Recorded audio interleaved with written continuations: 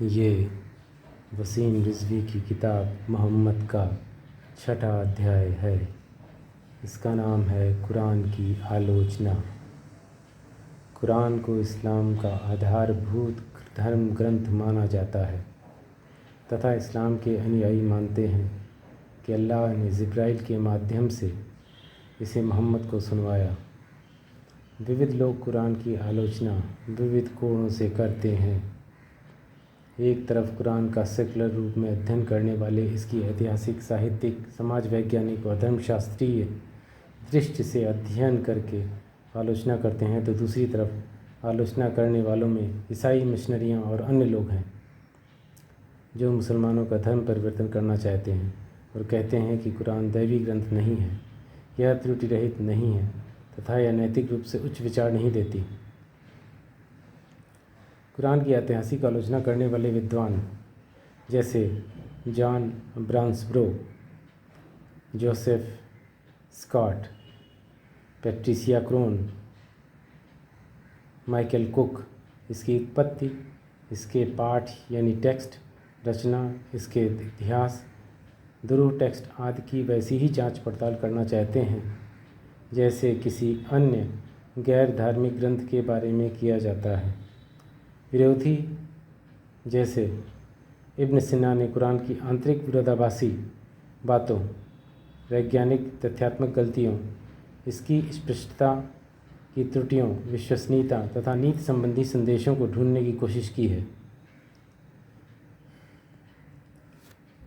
सबसे आम आलोचना पहले से मौजूद उन स्रोतों को लेकर है जिन पर कुरान आधारित है।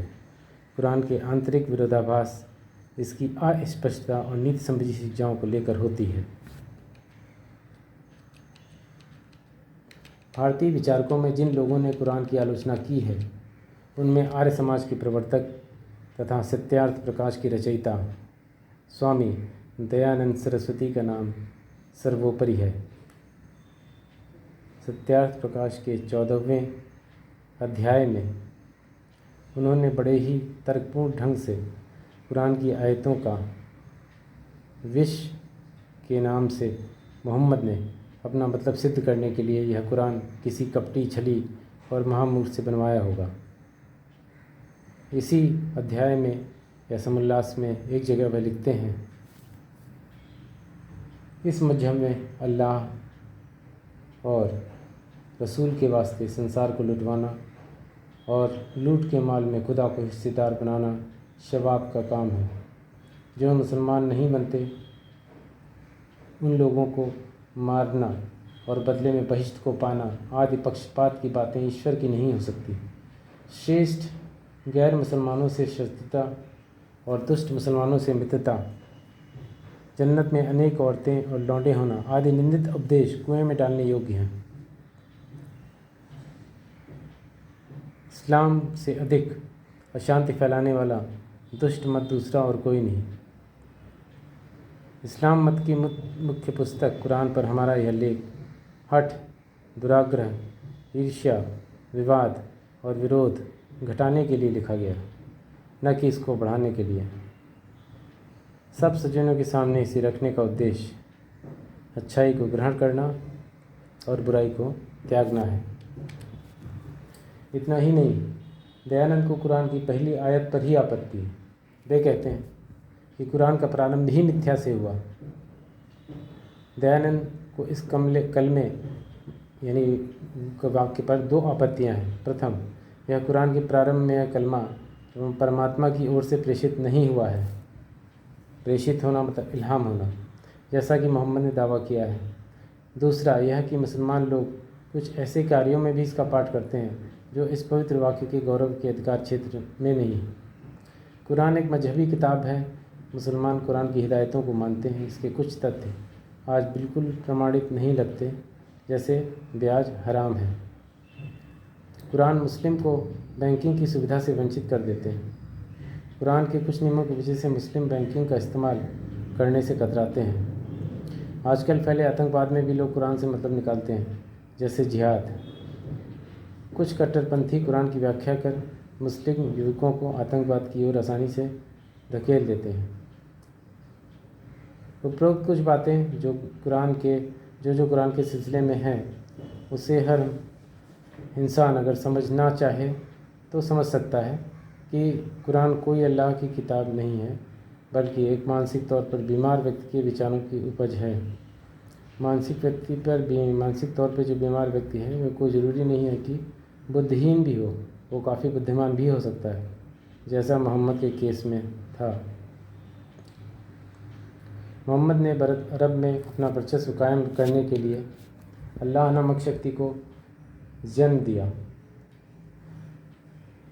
जो कि ख्याली और मनगढ़ंत है, और अल्लाह के नाम पर अपने और अपने अनुयायियों के हित में मनगढ़ंत संदेश का प्रचार किया। कुरान बहुत सी आयतें मुसलमानों को इस दुनिया में और मरने के बाद दूसरी दुनिया में पुरस्कार का लालच देकर निर्दोषों पर हमला करके और उन्हें लूटने को उकसाती हैं।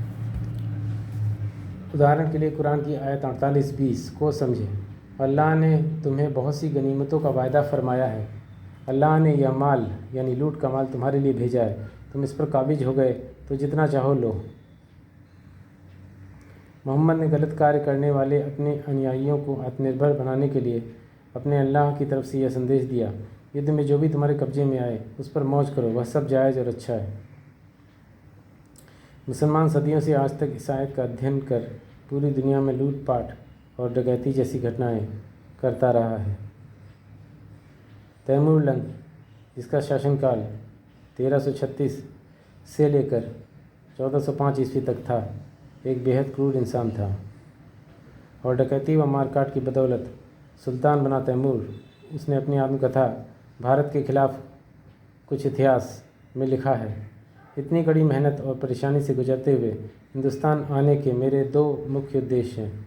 पहला मकसद इस्लाम के दुश्मन काफिरों से जंग करना है और इस मजहबी लड़ाई के जरिए आगे की ज़िंदगी के लिए अल्लाह से अपने लिए इनाम हासिल करना।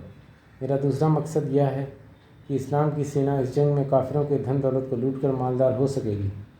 जो मुसलमान मजहब के लिए जंग लड़ते हैं उनके लिए जंग में लूटपाट उतना ही पाक है जितना कि माँ का दूध। लुटे हुए माल का उपयोग करना उनके लिए पूरी तरह जायज़ है और अल्लाह की यह इनायत है।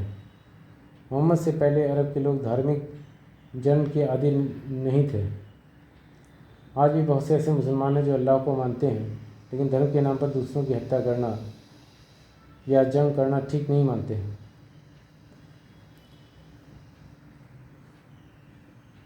ऐसे उदार अनुयायियों के दिमाग में कट्टरता भरने के लिए मोहम्मद ने अपने अल्लाह की तरफ से यह फ़र्ज़ी संदेश दिया कि मुसलमानों, तुम पर जिहाद फ़र्ज किया गया है, यह तुम्हारी भलाई के लिए है। यह कोई अजूबा नहीं कि तुम किसी चीज़ को नापसंद करो हालांकि वह तुम्हारे हक़ में बेहतर हो, और तुम किसी चीज़ को पसंद करो हालांकि वह तुम्हारे हक़ में बुरी हो, और अल्लाह तो जानता ही है मगर तुम नहीं जानते। मतलब कि मोहम्मद ने लोगों के दिमाग की जो सोचने की क्षमता थी उसको ख़त्म कर दिया और उनसे कहा कि तुम वही सोचोगे जो मैं चाहता हूँ कि तुम सोचो। तो इस तरह से अरब के लोग जो जंग के आदी नहीं थे, जैसे बताया, और मोहम्मद से पहले तो बिल्कुल भी जंग के आदी नहीं थे, उनको उन्होंने इस्लाम के माध्यम से जंग का आदी बना दिया। ये चीज़ कुरान की सूरा नंबर 2 की आयत नंबर 216 में दर्ज है। और जल्दी ही मोहम्मद की साजिश कामयाब हो गई और मदीने के मुसलमान लूटपाट के लिए लड़ने लगे और लूटपाट से मालामाल होने की लालच से मोहम्मद की फ़ौज लगातार बढ़ने लगी। और मोहम्मद ने अपने अनुयायियों को सिर्फ अल्लाह की राह में जंग लड़ने के लिए तैयार किया। जंग में लूटा हुआ माल, औरतें, नाबालिग लड़कियां, सब माले गनीमत यानी कि अल्लाह की तरफ से तोहफ़ा मानकर मोहम्मद की फ़ौजी आपस में बांट लेते थे। और जंग में जीती गई हसीन लड़कियां मोहम्मद और उनके साथी अबू बकर, उमर और उस्मान की अय्याशी का सामान बनाई जाती थी, क्योंकि अभी अल्लाह की तरफ से तोहफ़े में आई मानी जाती थी। आप खुद सोचिए कि मोहम्मद इतने शातिर थे कि उन्होंने लूटपाट, खौफ, महिलाओं के साथ यौन शोषण और हत्याओं को भलाई से कैसे अल्लाह के नाम पर जोड़ दिया। मोहम्मद ने अपने अनुयायियों को यह विश्वास दिलाया कि इस्लाम के लिए जंग में धन दौलत से सहायता करना सर्वश्रेष्ठ अच्छा कार्य है, अल्लाह इससे खुश होता है। इसीलिए आज भी आतंकवादी संगठन है पूरी दुनिया में इस्लाम के मानने वाले मुसलमानों को इस्लाम की राह में जंग लड़ने के लिए, यानी कि किसी भी तरह का जिहाद जिससे गैर मुसलमानों को नुकसान हो और या गैर मुसलमान हो जाएं, इसके लिए दान के नाम पर पूरे विश्व में इधर से उधर इस्लामिक धन घूमता रहता है। मोहम्मद ने बहुत चालाकी से अपनी जान के लिए मुसलमानों द्वारा खर्च किए जा रहे धन को अल्लाह को दिए गए उधार के रूप में पेश किया और वादा किया कि इसका फल यानी ब्याज सहित उन्हें प्राप्त होगा।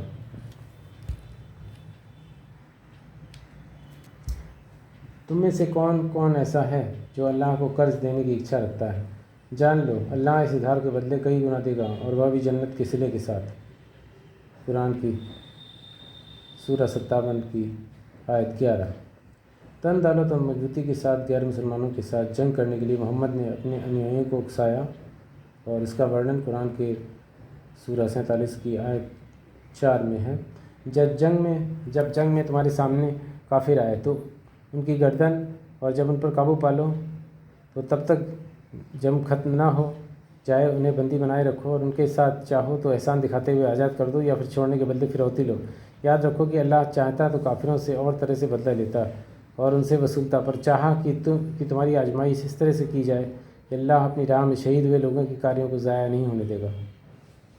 दूसरे शब्दों में अल्लाह मुसलमानों की मदद के बिना भी काफिरों को एकत्र करने में सक्षम है, लेकिन पर आस्था पर रखने के लिए यह काम मुसलमानों से करवाना चाहता है। इस प्रकार अल्लाह उस माफिया या हत्यारे गिरोह के गॉडफादर की तरह है जो अपने आदमियों को अपनी निष्ठा साबित करने के लिए हत्या करने को कहता है। इस्लाम में वफादारी खून का प्यासा होने और कत्ल करने के लिए तैयार रहने से ही जानी जाती है।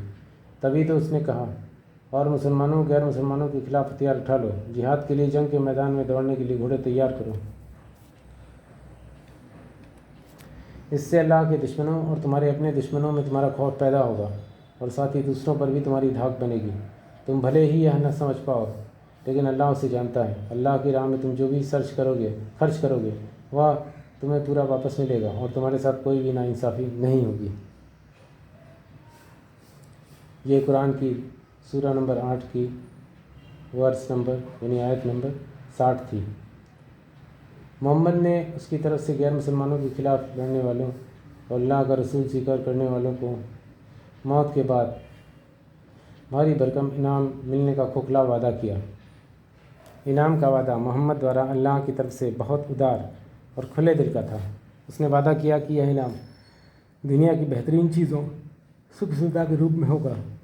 मोहम्मद ने दावा किया कि जन्नत में कभी न खत्म होने वाला यौन सुख मिलेगा। मोहम्मद ने चेतावनी भी दी कि उसके जंगी अभियानों में धन दौलत से मदद करने में कंजूसी बरतने वालों को क़यामत के दिन कठोर सज़ा मिलेगी।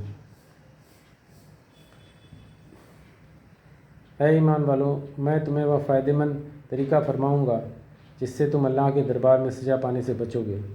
अल्लाह ने यकीन करो और उसके पैगंबर में भी अपने जान और माल से अल्लाह के मकसद में जंग करो, जिहाद करो। अगर तुम समझ जाओ तो तुम्हारे लिए अच्छा होगा। वह तुम्हें तुम्हारे गुनाहों के लिए माफ़ कर देगा और तुम्हारे लिए खूबसूरत जन्नत के दरवाज़े खोल देगा। उन बागों में दाखिल करेगा जिनके नीचे नहरें बहती हैं। वहाँ तुम्हारे पाकीज़ा मकान होंगे। यह तुम्हारी बड़ी कामयाबी होगी। ये कुरान की सूरह 61 वर्स नंबर 10 और 11। सुंदर बाग बगीचे होंगे जिसमें अंगूर लगे होंगे। तुम्हारे साथ ऐसी हसीन औरतें होंगी जिनकी जवानी चढ़ रही होगी और शराब के लबरेज सागर होंगे। कुरान की सूरह 78 की आयत 32 और 33। सुंदर बाग बगीचे जिसमें अंगूर लगे होंगे और तुम्हारे साथ हसीन औरतें होंगी जिनकी जवानी चढ़ रही होगी और शराब के